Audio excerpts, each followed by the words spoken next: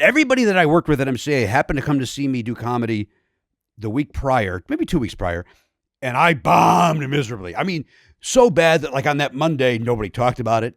So we're at the conference table. We're having our morning meeting. The boss, Jim, said, hey, before we get started, I just want to let you know that Jim Pardo here is, this morning he's giving me his 2-week notice. He's going to pursue a career in stand-up comedy. And the silence in the room. And Jimmy Pardo, welcome back to Bullseye. It's so nice to see you. When is the last, other than the anniversary, when was the last, I mean, I think we're going. We did something maybe 5-10 years ago. You did a what we call a C segment, one of the segments it's like a song that changed my life or a thing I wish I'd made, something like that. And then you were a guest a few years before that. But you're a longtime friend of the program. One of the most treasured friends. Thank you very much. I appreciate that.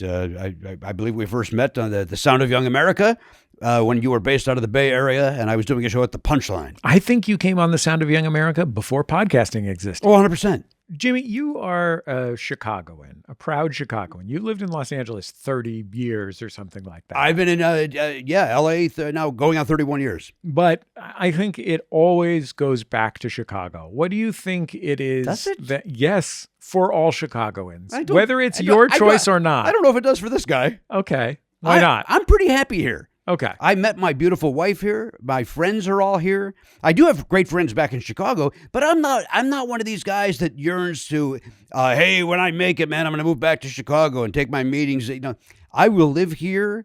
I will go back and visit my dad. And honestly, my dad's 83. In 15 years when my dad's no longer here, I think I go back once a year max.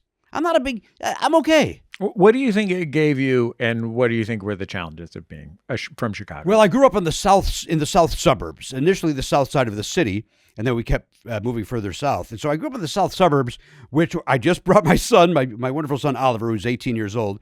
I brought him there. We saw my father, and I wanted him to meet some of my friends. And we had some downtime in between lunch and dinner, and I took him to both my childhood home in Hometown, Illinois, which was basically like 87th and Cicero. Like literally named Hometown. It's called Hometown, yeah. It's right near Oak Lawn, and it shares 87th Street with the city of Chicago. Just a guardrail separates Hometown from Chicago. Chicago is a big city. At Hometown, you think you're in Mayberry. It's the weirdest thing, even though it's a guardrail away. And then I took him to I took him to Oak Forest, to see where I grew up, my high school years, and then basically where I lived when I started doing theater and stand-up and that sort of thing. And dude, the Trump flags on the street that I lived on, I turned the corner and I was fascinated by it. And it checks. That's the biggest challenge. I grew up in that environment. My mother and father did not raise us that way. I'm not that way. And so that's when I say, like, I don't need to really go back, because I didn't grow up on the north side where it's, everything's a little more accepted.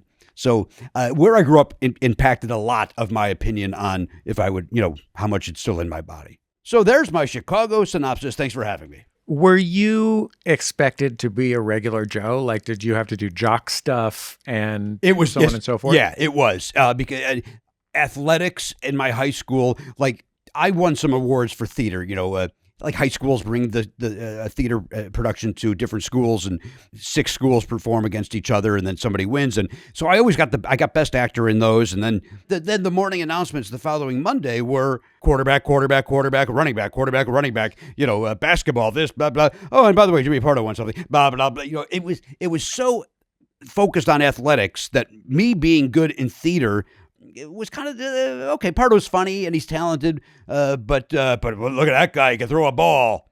So yeah, I ridiculously tried out for the basketball team. Jesse, you're I'm a 5'4" guy. now. You're pretty athletic, but you're not a tall guy. I'm 5'4", so if I'm a freshman in high school, 3'7". You know what I mean? And so I'm throwing up, trying to make baskets, and I'm missing by a lot. Or I'm hitting the rim, and it's making that noise, that ding, where the whole gym echoes because it's such a bad shot. And then as I'm running back on defense, I hear the assistant coach ask the head coach, hey, should I take Pardo out of there? And the coach goes, nah, leave him in. I think it's pretty funny. And gee whiz. I hear that as a freshman. Oh, God. And I laugh about it now, but it hurt. Brutal. It's brutal. And I shouldn't have heard it. apparently I had no pride because then I said, hey, I didn't make the team. I'll be the team manager because, again, I wanted to be part of that group of guys. And so I was the team manager, the idiot that just lugs the netted, bag of balls out to the court. And, all right, fellas, let's go. Good game now. Good game. But, I got invited to parties and stuff like that, which I would not have been invited to. I just wanted to be accepted. Did you have to socially be like constantly managing your smallness? My mom tells me yes. I have specific memories of people making fun of my height. That said, 8 out of 10 girls I asked on a date said yes. The 2 that didn't, made me feel really foolish. I wasn't thinking even of girls particularly. I was thinking about like in a situation where, look, like I went to arts high school, right? Like Right. Violence was not on the table at my high. Nobody was getting beat up after school or whatever. In my neighborhood, I had to manage my tall, skinny whiteness. I kind of stuck out and was a little femme. I was a theater guy myself. Right. And so I had to manage that because I lived in the hood, right? But I am imagining suburban high school that you are not constantly getting beat up, but having to keep an eye out on where you're at relative to other people to make sure that that doesn't come up. I'll say this. It didn't happen in high school at all. I got along with everybody. I just didn't have great friends until I joined theater and such. So I never had a fear of getting beat up in high school. In what would be junior high, 6th, 7th, 8th grade, I did. But it was mostly because I got mouthy. I fear that I started bullying others, and I would then make fun of their last name, and then they would then want to fight me. I would never get beat up because there was a guy in my neighborhood named Bill Schrag, and he was almost like a My Bodyguard, the movie My Bodyguard. It was almost like a Chris Makepeace, Adam Baldwin situation, where if Bill heard that somebody wanted to beat me up, Bill would show up and then make that guy go away. Did you aspire to be a capital A actor? I ask you this because as a stand-up comic, like I know, first of all, as you know, you're one of my favorite stand-up comics to watch in the world. My God, thank you. You're also one of the most presentational stand-up comics I've ever seen. It really is about you connecting to an audience directly and putting on a show as well. Thanks, man. Like both of those things. That means so much. But those are also, in some ways, the opposite of acting. Yeah. So did you aspire to be the kind of quote unquote serious actor who disappears transparently into roles and so on and so forth? Yeah, I think other people will say that stand-up helped them become a better actor. I think stand-up actually, to your point, may be a worse actor because of the presentational aspect of it. And as a kid, I wanted to be the aforementioned Chris Makepeace or Lance Kerwin. And then in high school, I wanted to be, and I've been lucky enough to tell both of these guys to their face, I wanted to be Michael J. Fox or John Cryer. And oddly enough, I wanted to be Andrew Koenig, who was Boner on Growing Pains, who that's my wife's brother. A great, funny, comedic actor, and he's not the tallest. And look at him come in and steal the scene comedically. Michael J. Fox, short, stole the scene. John Cryer at the time, now he's a taller man, but he was a shorter guy, stole the scene. So I wanted to be them, and I was a good actor. Like I said, I won awards and stuff, and then I did community theater and some other theater, and I was good at it. I was a good actor. Also, none of those guys stole the scene by being pushy and annoying. No, they weren't showing scenery. They stole the scene by being charming. Yeah, agreed. And so I wanted to be that. And so I went to the American Academy of Dramatic Arts, and I studied there. And their takeaway was I should do Second City or stand-up. When you got back to Chicago, you started back down a different career path. You had been working in record stores when you graduated from high school. You went back to working in record stores, eventually moved to working for a record company. Yes. As a salesperson to record stores. Yeah. How did you end up starting stand-up? I was managing Orange's Records and Tapes in Naperville, Illinois. And every Saturday morning, Bob Odenkirk, Mr. Show's Bob Odenkirk, but Better Call Saul's Bob Odenkirk, would come into my record store because his parents lived nearby. So he would come into my record store, he would buy a record, chat with me, and then go visit his parents. And we would talk every Saturday, and I would make him laugh every Saturday. And finally he said, you may be one of the funniest guys I've ever met. You should do stand-up. And I was like, oh, that's very nice of you. Because my roommate, Bill, a guy named Bill Gorgo, who's a great guy. I'm in a fantasy baseball league to this day with Bill Gorgo. Bill Gorgo, he goes, my roommate Bill runs a show right around the corner here at the Hyatt's every Saturday. Come and watch the show and then see if that's something you'd like to do. And I'm like, well, you know what? My friends all tell me I'm funny, but you know what? Everybody's got a friend that they think is funny. That doesn't mean you should do stand-up. So I went to see that show with some buddies, and I walk in, and a guy named Bill Leff, who has become a radio personality in Chicago. I went to high school with Bill, and I walk in, and I see Bill, and I go, hey, Bill. And he goes, are you on the show? And I go, no, I came to watch. Bob Odenkirk invited me. He goes, Bob Odenkirk, he doesn't like anybody. And I go, yeah, I know, but he invited me. He said I should see the show and I should do stand-up. And Bill said, you're the funniest guy I ever met. It'd be a crime if you didn't do stand-up. You got to do stand-up. So the next Saturday, I did stand-up. It's interesting to me that your comedy career in some ways always reflected the kind of comic that you are, in that you, in your earliest days in Chicago, are going to shows of and performing with folks like the original Upright Citizens Brigade guys and Bob Odenkirk, people who were doing all these crazy things. Yeah. But then you're also doing road jobs in Indiana. Yeah. Where you have to do something regular enough that some people that showed up to see comedy in a bar in Indiana understand it, or else, you're going to eat it. Yeah. So what was it like to have those two parallel sensibilities that you wanted to do? You aspired to something really special, I'm sure, but also were able to build this career doing something really regular. Boy, oh boy, that's it. You know what, Jesse? That may be the greatest question I've ever been asked about my career. When I would be at the Roxy, which is where I knew the UCB guys, and eventually Besser would do the suburban clubs as well, and Besser would bomb miserably because he would be brilliantly nuts. I was just thinking once of a time I saw him doing stand-up or solo performing, and he just did an impression of Bjork telling dirty jokes. Great, right? And he would do that dressed as Bjork at a suburban club in Chicago to silence. Yeah. And then I would always go, why do I have that at the Roxy? And I don't have it in the suburban clubs. I don't have it in Indiana, in Indiana, I'm trying so hard to be Paul Reiser and not being good. But then I'd go to the Roxy and just riff, and I would get in my car and I would go home and that's what I got to do. How brilliant is that? I felt good about that. Then I would go work on the road and all I would hear is, man, you're so much funnier off stage. You're so much funnier off stage. And I would be like, well, I don't know. I'm making a living. You could deliver the thing that got you the $300 or whatever. Yeah. More like 150 or 75 or 50. But yes. I mean, I've interviewed a lot of comedians, Jimmy, in 25 years. Yeah. And usually the origin story starts with, well, I had nothing going on in my life. My life was a disaster area. I was working at the grocery store, but it wasn't the union grocery store, so I didn't have health insurance, and I just started going to the clubs because I was a drinker, and you know what I mean? And I was desperate, right? You were 23 or whatever. 23, yeah.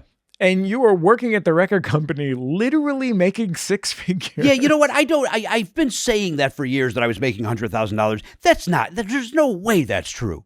You know what I mean? There's no way I was making that. Maybe 60. But you were a salesman, and you were a successful salesman. And I was working at MCA at the time, where Bobby Brown and Tiffany and Tom Petty and New Edition, they were at the top of the charts. When the record business was a good business to be in. Yes. And I'm hanging out with rock stars, and I'm going to concerts for free, and I have a expense account. So I'm not spending any money either. I'm writing everything off. Hey, Jim, what's this meal? Oh, I took the guy out from Discount Records. I might not have, but that's sure. I was told by all the other salesmen, that's what you do.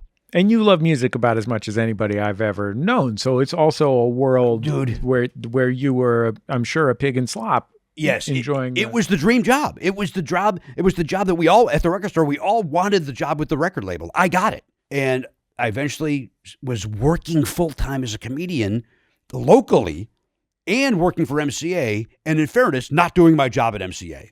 I really wasn't. I wasn't going to my accounts anymore. I was using my office we moved buildings. and they offered me, hey, you could have a roommate, an office mate, or, we could put you, since you're a low guy on the totem pole sales-wise, you could share with the storage room. Well, give me the storage room. I'm going to be alone. I'm alone in the storage room. Every now and then somebody comes in and goes, hey, sorry, Jim, I just need to get some paper. Hey, I need to get some ink. Oh, okay. Meanwhile, I'm alone in this office calling comedy clubs, booking gigs. If I had an office mate, I couldn't be doing that. So eventually my boss gave me the ultimatum. You got to figure out what you want to do. Do you want to be a comedian or do you want to stay working here? And I said, you know what? Give me the night. I'll tell you in the morning, which he was not expecting that. He was expecting, I'm going to stay here because this is the greatest job in the world. Right. And he's like, oh, okay. And then I came in the next day and I said, I'm going to move on. And everybody that I worked with at MCA happened to come to see me do comedy the week prior, maybe 2 weeks prior. And I bombed miserably. I mean, so bad that like on that Monday, nobody talked about it. So we're at the conference table. We're having our morning meeting. And the boss, Jim, said, hey, before we get started, I just want to let you know that Jim Pardo here is, this morning he's giving me his 2-week notice. He's going to pursue a career in stand-up comedy. And the silence in the room and, the Roger Rabbit eyes of people like, what? That can't be. He's not good. And they weren't wrong. I wasn't great. How long did it take you to be Jimmy Pardo on the road?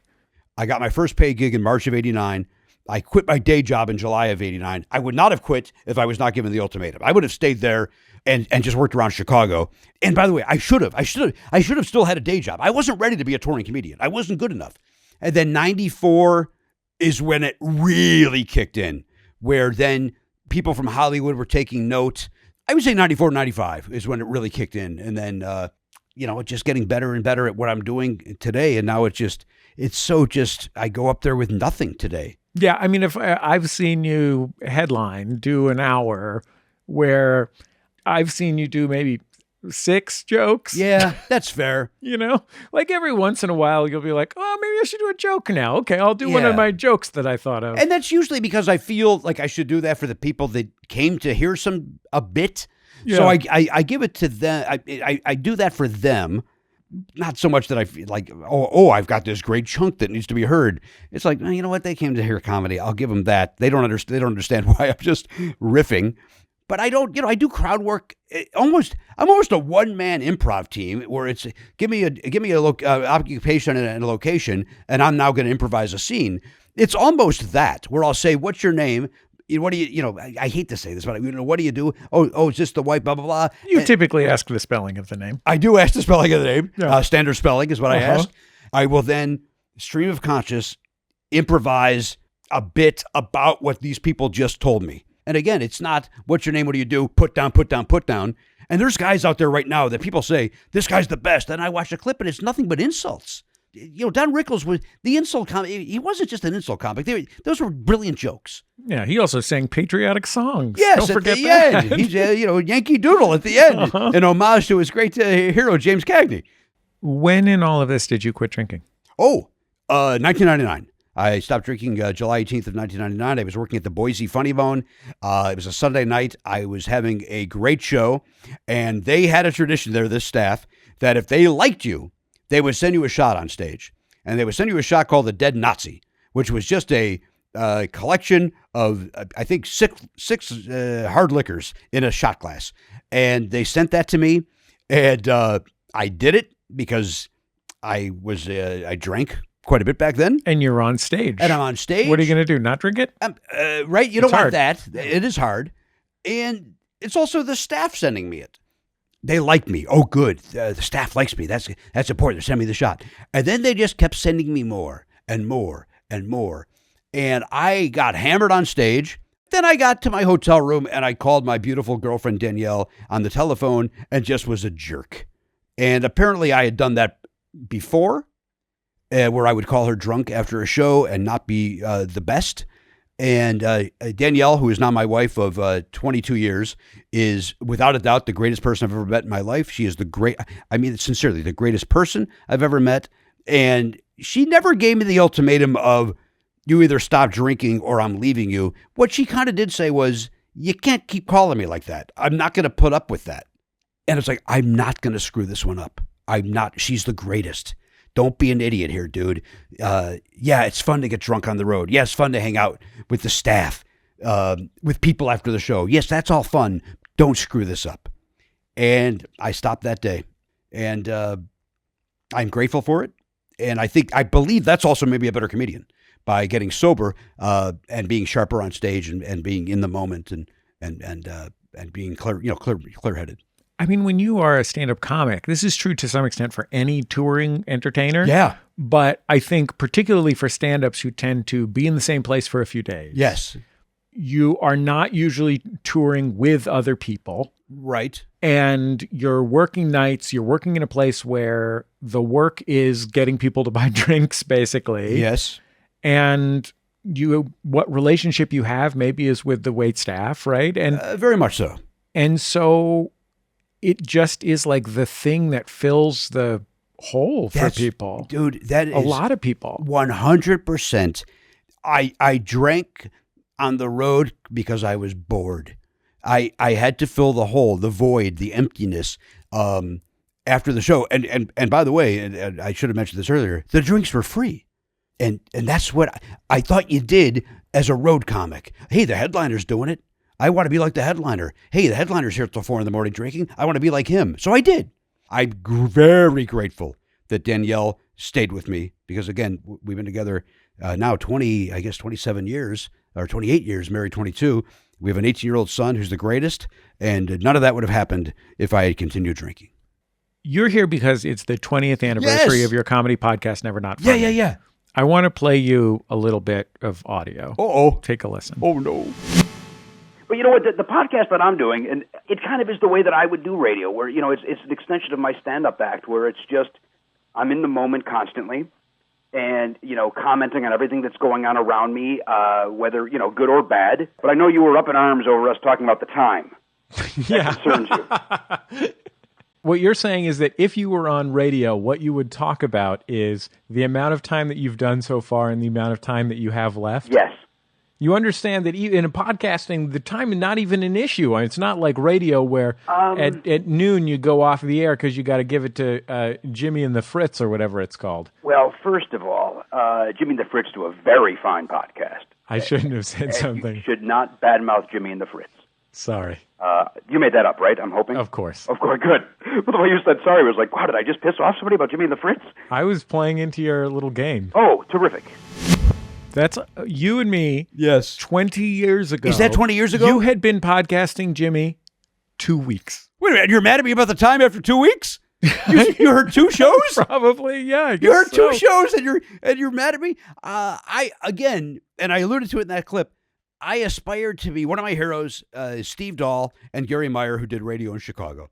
I loved what they did on radio, and I always, again, I wanted to be a capital A actor, or I would have, to this day, if somebody hears this interview and goes, hey, do you want to do overnights at KLOS or whatever it's called here for $1 an hour, I'm there. I would do it in a heartbeat. I love the idea of doing radio. So talking about the time was what I heard them do, and I thought, well, that's what we do. And so I talked about the time, and then here comes the sound of young America to make me feel badly about myself. Sounding like a literal 12-year-old on that recording. You did sound young. I sound exactly the same, and also long-winded and stupid. And I thought of the same joke as I heard that about Jimmy and the Fritz, how they do a good show. The same thing hit me. Our friend Matt Belknap, who is the co-host and producer on your program to this day, pitched you the idea of doing a podcast 2 decades ago. Mm-hmm. Had you heard a podcast when he pitched it to you? Well, I knew I was listening at the time to somebody now I would not listen to for 1 second, but Ricky Gervais. Yeah. Ricky had that. It was hysterical. And then I was doing a live talk show at the UCB theater, live talk, like a non-televised, talk show. Matt was a fan. Matt would come to every one of those. After one of them, he came up to me. He's like, hey, do you want to do a podcast? I don't know what that means, but I always felt like the guy who was chasing something, everybody's doing MySpace now. Oh, I'll do that too. Oh, everybody's on Friendster. I'll do that too. Or, whatever it was. I always felt like I was behind. So Matt asked me to do this. And I was like, I'm going to say yes to this. And I am forever grateful. Again, everybody gives Jimmy Pardo the credit. Matt Belknap asked me to do this. Thank heavens, he came to me 20-something years ago and said, "Do you want to start a podcast?" And thank God I said yes. I think Matt asked you, not just because you were one of the funniest guys working in the sphere that he knew. There were a lot of funny people. Sarah Silverman was doing those shows and Zach Galifianakis was doing those shows. But I think he had the sense to recognize how directly what you did on stage could translate to sitting down at microphones. That what you wanted to do most in the world was point at somebody, ask them a question, and then talk about it for 5 minutes. Yeah, that's true. I mean, it's thank you for acknowledging that. And it's a compliment to Matt as well. Initially he was just going to sit behind a mixing board and I would talk to a guest. That was the plan. He was to be quiet. Oh my God. how I yearn for those days. It was supposed to be, I would rant, for 15 minutes, talk to a guest for 15 minutes, and then we're out. And then that quickly became 45 minutes, quickly became an hour, quickly became, now I get close to 2.5 hours, which the fans don't think is too long. The host does. When did you realize that Never Not Funny was your job? Boy, that's interesting. Because I'm not wrong to characterize it as your job. You're still a very successful stand-up comic, but... Oh, no, but Never Not Funny is, that pays the bills. I mean, I do the road as a way to say thank you to the Never Not Funny fans. I mean, that's why I kind of do those live shows, which is why I'm happy doing a 1 o'clock at Zany's in Rosemont. I'll do a 1 o'clock because I know the Never Not Funny fans will come to a 1 o'clock. I don't care about people just coming, oh, should we go bowling or go to a comedy club? I'm not doing the road for them. I'm doing it for the Never Not Funny fans. Never Not Funny became my job. So we went from my dining room table to a studio in Sherman Oaks above a 7-Eleven that we shared with other folks. And then we left there we wanted our own space. And when we got our own space and with our own posters, everything was up, I was like, I'm going to work. And I don't mean working, I'm grabbing the briefcase. Oh, I got to go to work, blah, blah, blah. I'm going to work. I love it. Conan, we're very grateful that man hired me, changed my life. He made it possible for Never Not Funny to become my job. I didn't have to travel because I was working at Conan basically full time, but Never Not Funny, again, was my job. And I don't know how the editor's going to do this, but I wish him a lot of luck. I think they use Adobe Audition. What does that mean? I don't even know what that means. I know. Here's the thing with Never Not Funny. If Matt and Elliot left, and because I always make a joke like, you guys know that, if I go off on my own, you're done. The three of you are done. I'm the face of the show. But the truth is, I don't know how to do anything. I show up and talk. The whole thing falls apart. You're on the phone with MCA Records. Like, does Tiffany still need somebody to... Is MCA still a thing? How's Bobby Brown doing these days? I'm happy to say hello. Yeah, it would be. I always did think that would be the fallback if comedy didn't work out. I could always go back to the record business. I didn't know that was going to go away. That's not even an option. So this better continue minimum until I'm 67. That's all. I just got to get to that. And then I'll be okay. You have been in show business basically your entire adult life. Oh, yeah. Your wife has been in show business for her entire adult life. She was a stand-up. I don't think she's doing stand-up right now. Right? She does not. But she's a podcaster and a comedy writer, very successful. And her brother was in show business, as you mentioned, Andrew. And her father was Walter Koenig, who was one of the stars of Star Trek. Yeah. And now your son, Oliver, has started doing stand-up. He has. And he, I think I just gave off the wrong, here's why that happened. Hold on. For YouTube, I'm going to need like a smash cut into Jimmy's eyes as he says, yes, he has. Okay. About his son. Okay, go ahead. Again, I say this as a comedian, not as a dad. Yeah. Oliver, my son, he's only 18 years old.